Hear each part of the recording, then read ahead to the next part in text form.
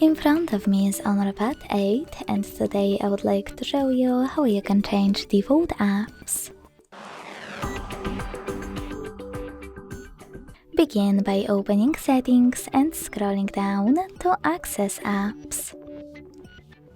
Then hit Default Apps and tap on one of those options to pick one of your apps that you wish to change. In my case, Browser. Lastly, click on your new downloaded one to apply a new default. And when you finished, go back. As you can see, after that, my default app has changed.